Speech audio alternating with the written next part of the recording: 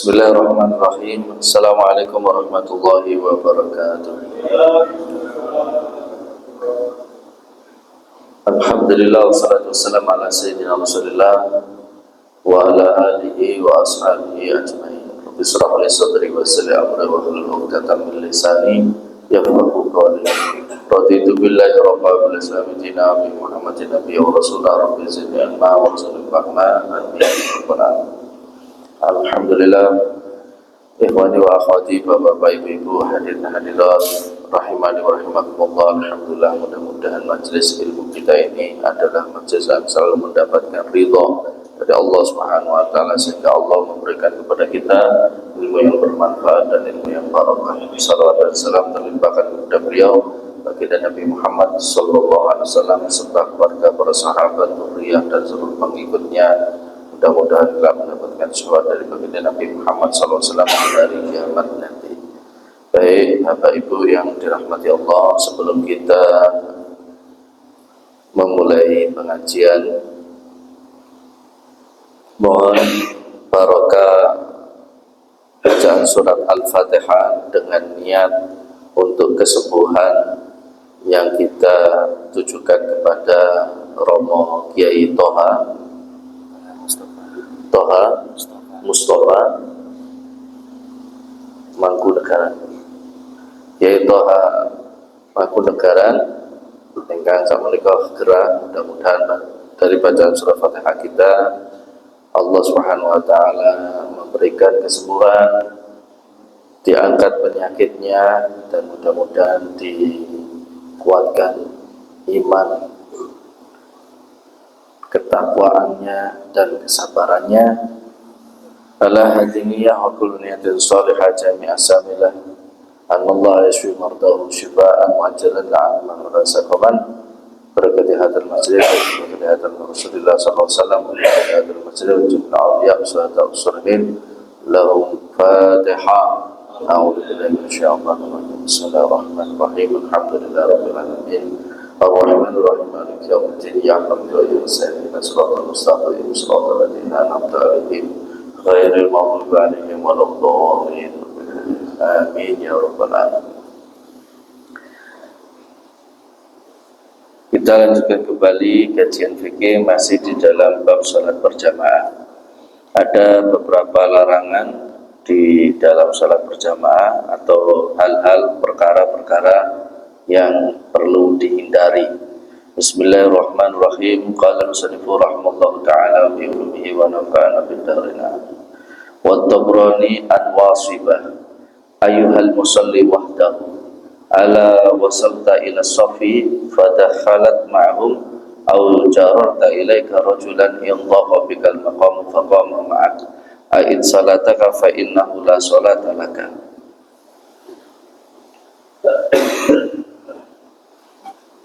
Di dalam hadis ini disampaikan ayyuhal musalli wahdahu, wahai orang yang sedang sholat sendiri, padahal dia sholat berjamaah tapi dikatakan sholat sendiri. Maksudnya dia itu bikin shaf sendiri, di mana shaf yang awal itu belum penuh, kemudian dia bikin shaf sendiri. Ala wasalta ila safi fadakhalat. Kata Nabi, mengapa engkau tidak menuju ke shaf yang di depanmu atau di sampingmu itu masih kosong dan kamu bisa masuk ke situ. Fadakhalat ma'ahum, masuklah ke barisan jamaah itu. Au jarata ilaika rajulan, atau kamu masih menunggu ditarik sama orang agar supaya kamu masuk ke shaf tadi. Indhaqa bikal maqam faqama. Namun bila di shaf itu sudah berdesak-desakan, pun sesek banget ya. Kadang-kadang menurut saya ada juga yang softnya itu juga terlalu dipaksakan desak-desakan, padahal nggone longgaris sak monten-monten. karena misalkan ingin keutamaan saf pertama atau kepingin di belakang imam karena imamnya misalkan spesial. Nah kalau yang seperti itu nggak usah berdesak-desakan. Jadi jangan bikin saf sendiri sebelum penuh, jangan terlalu longgar saf kemarin itu, dan juga jangan terlalu berdesak-desakan. Kata Nabi, kalau hal itu terjadi atau kamu melakukan sholat berjamaah dengan saf yang engkau sikapi seperti tadi, a'id sholataka fa innahu la sholatala, maka ulangi sholat, kata Nabi. Jadi orang yang bikin saf sendiri tadi disuruh ulangi. Fa innahu la sholatala, maka orang yang bikin saf sendiri atau dia berdesak-desakan tadi, suruh ulangi.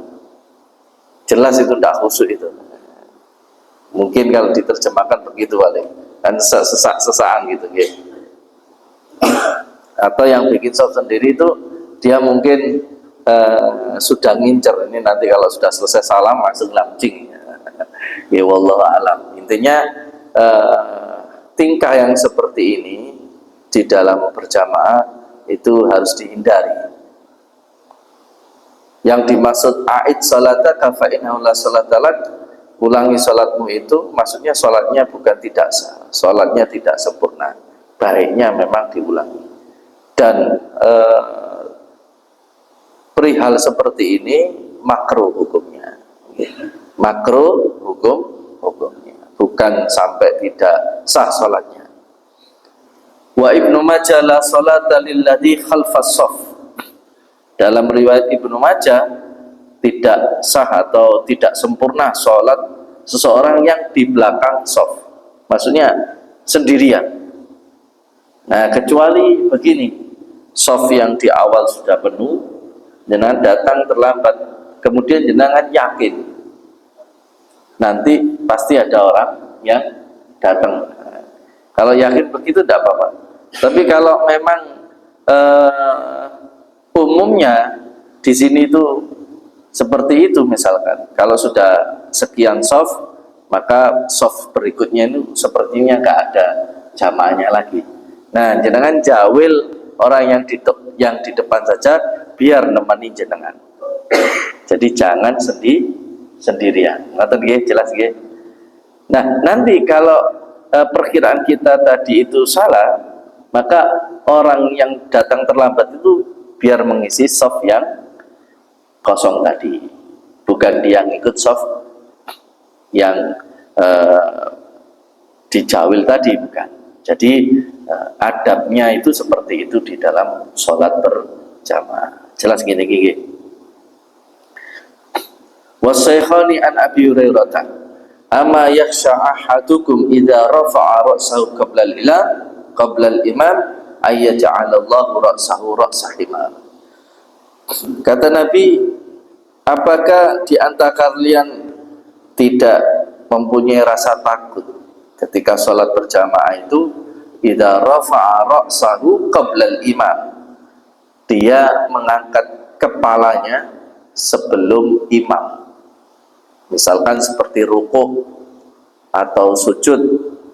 Mau rukuk dia rukuk dulu, i'tidal dia i'tidal dulu, mau sujud dia sujud dulu, bangun dari sujud dia bangun dulu. Jadi dia selalu mendahului gerakannya imam di dalam rukun fi'li. Gerakan-gerakan imam itu selalu didahului. Apa kamu itu tidak takut, kata Nabi?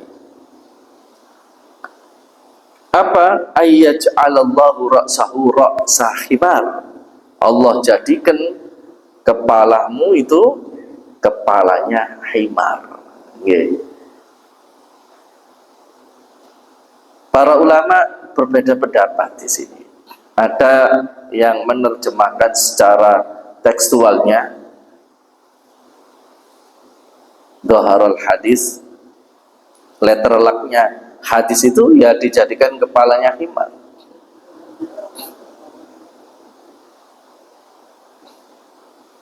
itu mempunyai arti nanti kalau mati dia ditaruh di kuburan, itu kepalanya kepala khimar. Kepalanya apa? Kepalanya khimar. Ada yang mengartikan wataknya, karakternya seperti khimar, orang yang gerusa-gerusu dalam menyikapi sesuatu, nggak tenang, ya, terlalu cepat mengambil sebuah keputusan, nggak sabaran. Itu gambarannya khimar.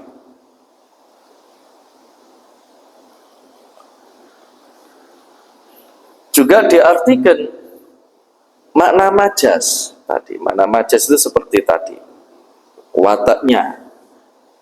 Khimar itu, maaf, hayawan yang bodoh. Khimar itu suaranya kecil, ngeringiknya kenceng. Khimar. Tapi kecil-kecil dia cabai rawit. Ya, kalau ngangkat beban berat, kuat ya.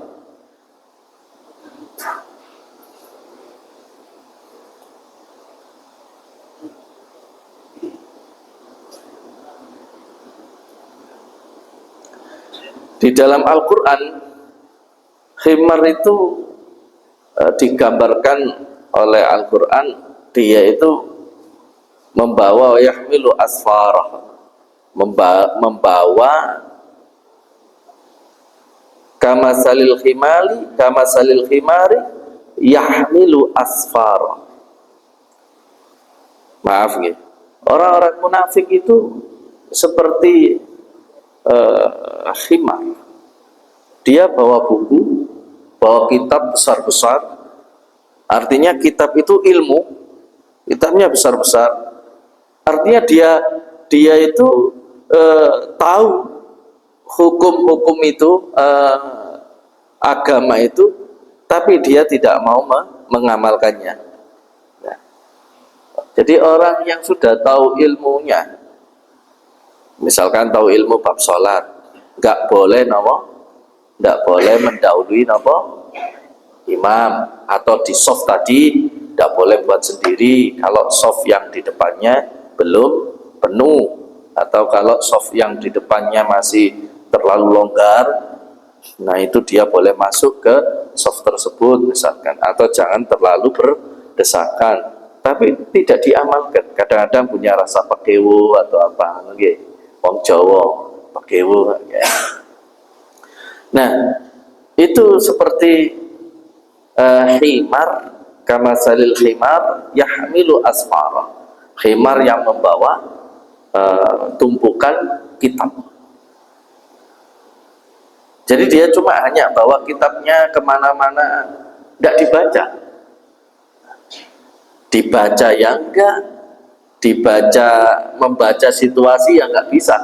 Pokoknya dibebani, beban melu, disamplek baru berjalan, dibengok baru berjalan. Nah, itu ikhwani. Jadi itu perumpamaan. Ada yang mengartikan arti majasnya tadi. Au yaj'alallahu suratahu surata himar.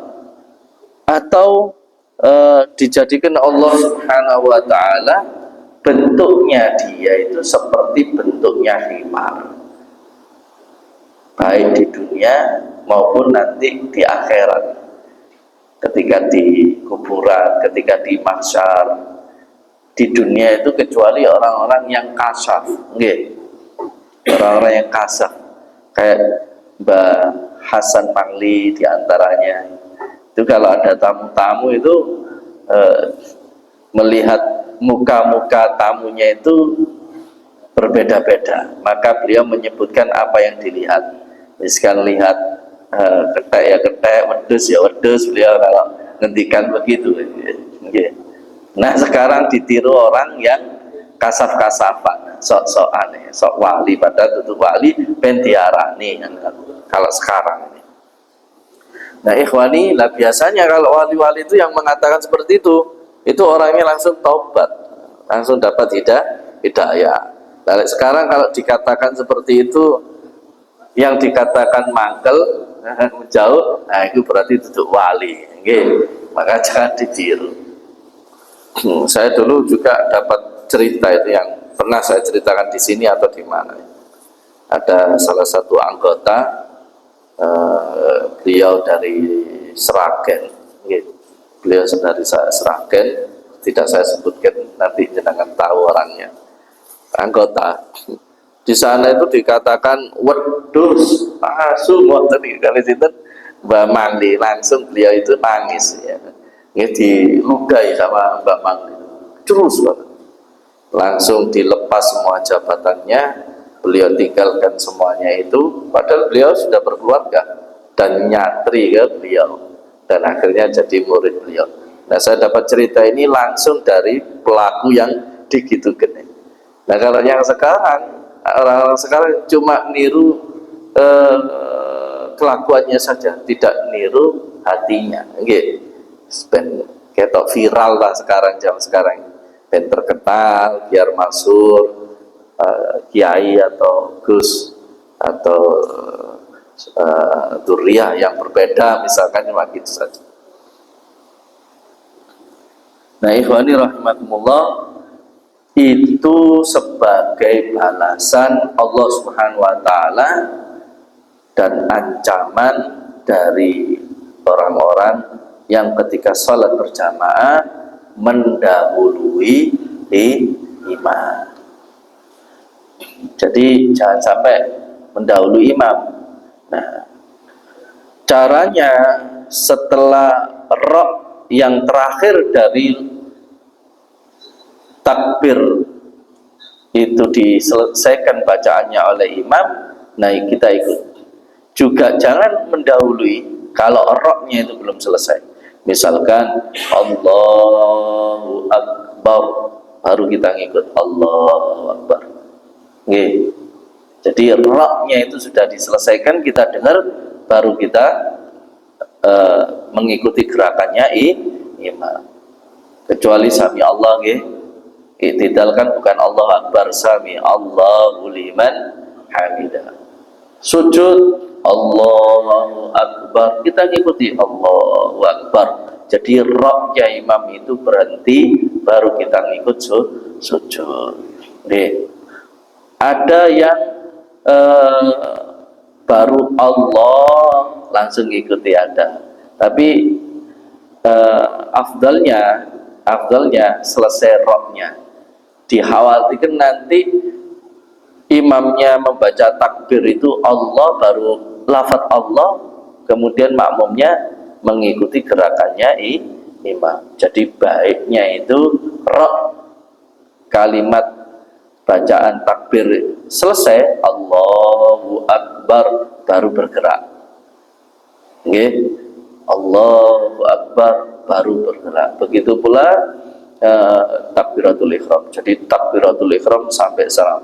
Assalamualaikum warahmatullahi. Salam yang pertama itu selesai, baru salam kita makmum ini. Assalamualaikum warahmatullahi. Jangan dijawab waalaikumsalam warahmatullahi. Jangan ini bukan salam-salaman ini. Betul nggih? Wa Ibnu Qani an Syaiban. Hadis ini diriwayatkan oleh Ibnu Qani dari Syaiban. Man rafa'a ra'sahu qabla al-imam aw wada'ahu fala salata lahu.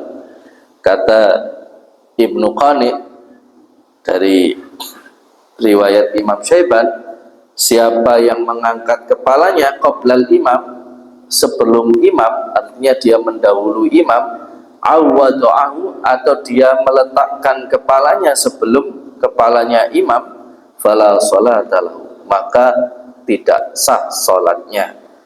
Tapi kalau Imam Syafi'i mengatakan kalau madhab Syafi'iyah 3 kali mendahului imam baru tidak sah. Tapi kalau yang seperti Imam Abu Hanifah langsung gak sah. Tapi kalau imam-imam yang lain bukan tidak sah, makruh. Nah, kalau Imam Syafi'i tiga kali.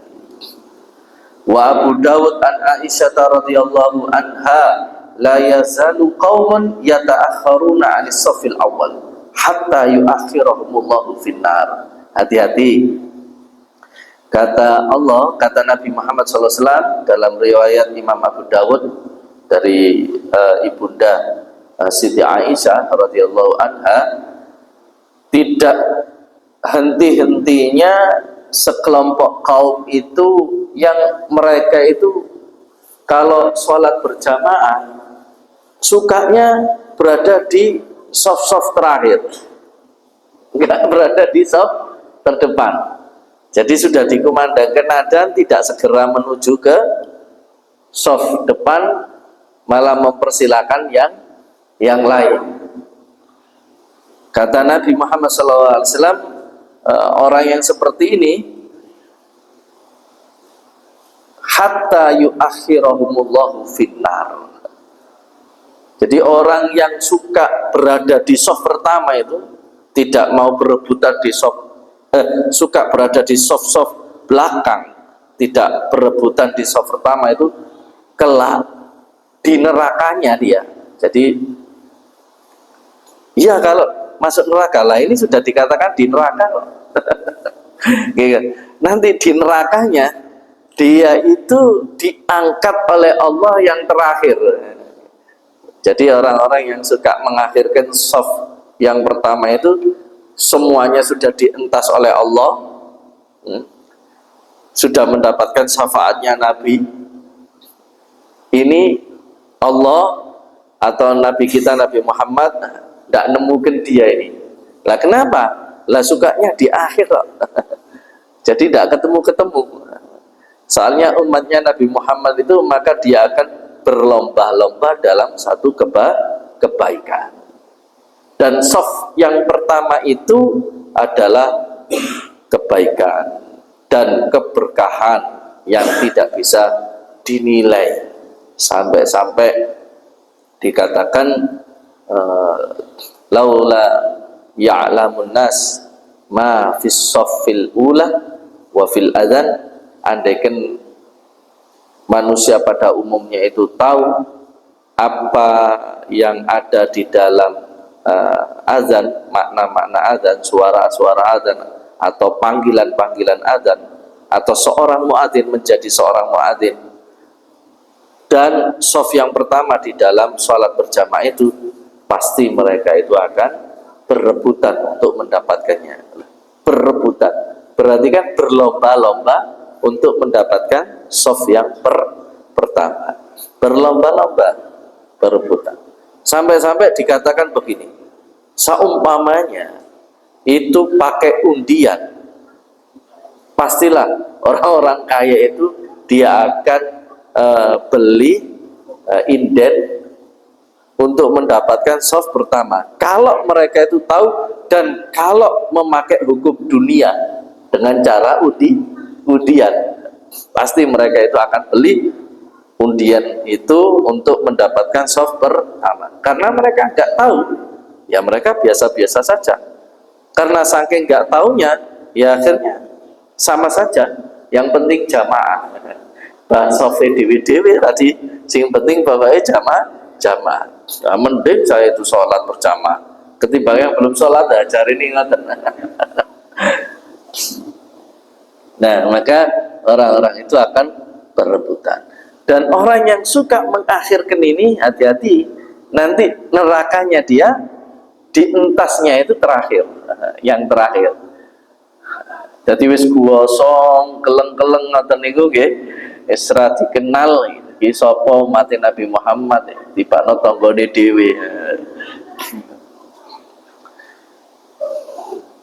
Wa ibna Majah wa Hibban anha.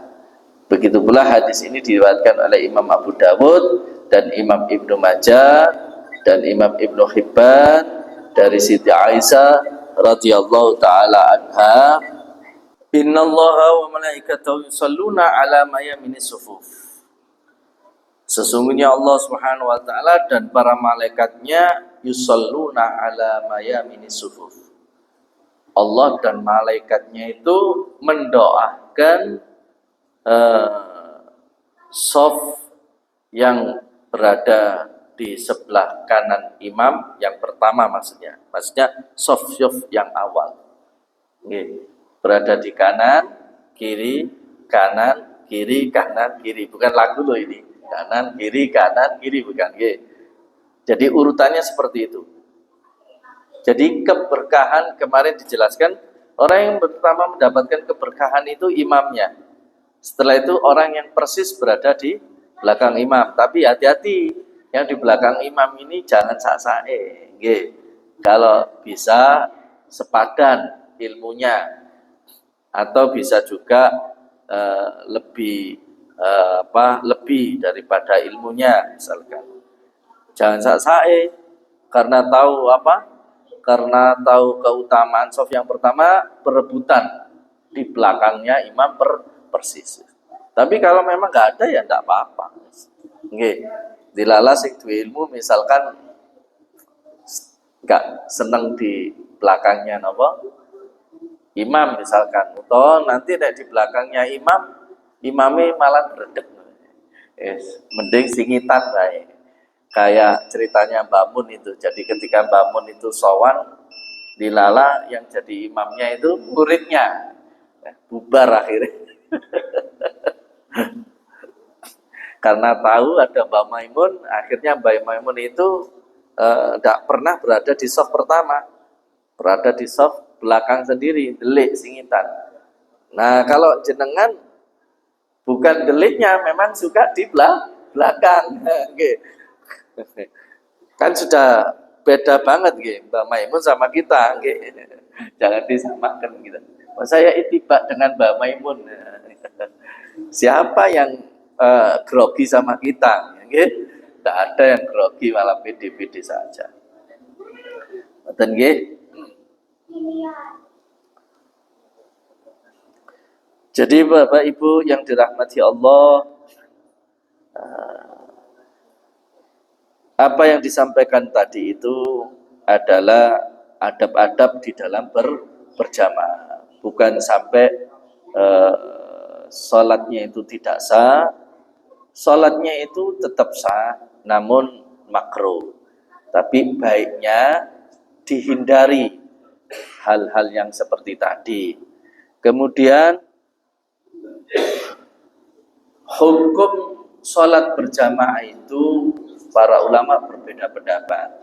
Ada yang menyebutkan hukumnya adalah wajib ain, ada yang mengatakan wajib kifayah, ada yang mengatakan sunnah muakkad, ada yang mengatakan sunnah. Nah yang benar yang mana?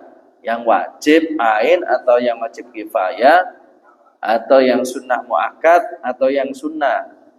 Nah, yang benar yang sholat berjamaah, gitu aja Berarti yang tidak berjamaah tidak benar, ya benar, sama benernya. Yang tidak sholat itu yang belum benar. Nah, tinggal kita mengikuti pendapat siapa, begitu saja. Ya saya mengikuti pendapat Nabi lah, yang menyampaikan hadisnya Nabi ini, para ulama-ulama ini tadi. Kalau kita tahu ilmunya dari guru kita, kan akhirnya kita juga mengikuti pendapat dari guru kita. Guru saya Google loh, banyak pendapat gini. Monggo. Gurunya jangan guru Google lah. Buat yang lain aja.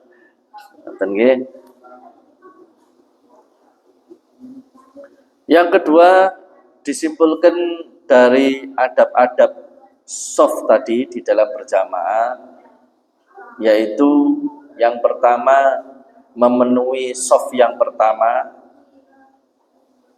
Jangan sampai membuat soft yang kedua dan seterusnya sebelum soft yang pertama dipenuhi. Dan cara membuat soft itu, setelah soft yang pertama, maka soft yang kedua dimulai dari pertengahan. Tengah ke kanan, ke kiri, ke kanan, ke kiri. Jangan dari kanan dulu, juga jangan dari kiri dulu, atau sampai naik dewe. Oke. Ya, jadi ada yang seperti itu kadang-kadang. Ya memang karena nggak ngerti. Kemudian untuk kelonggarannya soft itu jangan terlalu longgar. Kemarin disebutkan maksimal longgarnya itu nampak niku segenggam ngeten iki. Antara kaki yang satu dengan kaki yang lain, kalau memang tidak mau dipepet niku napa kalau longgar maksimalnya segini. Tapi baiknya dipepetkan sedikit. Kalau enggak mepet juga enggak apa-apa, yang penting jangan terlalu longgar. Oke. Juga jangan dipepetkan banget. Ono sing dipepet banget. Kudu nempel kabeh sampai nganti nekuk ngeten niki nggih. Nggih, ada yang seperti itu. Ya, jangan seperti itulah. Nabi tidak model seperti itu. Ono maling sing memaksakan memepet yang lainnya, sehingga ketika yang lain tidak mau dipepet dikejar. Golek ya. Jangan suka memaksa. Nggih. La tukallifu nafsan illa nggih.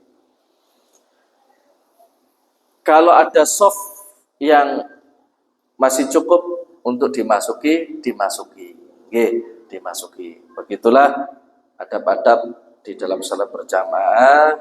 Mungkin dari sini kita cukupkan. Ada salam dimaafkan, wal afu minkum, sampai disangge. Wallahu a'lam bishawab. Assalamualaikum warahmatullahi wabarakatuh.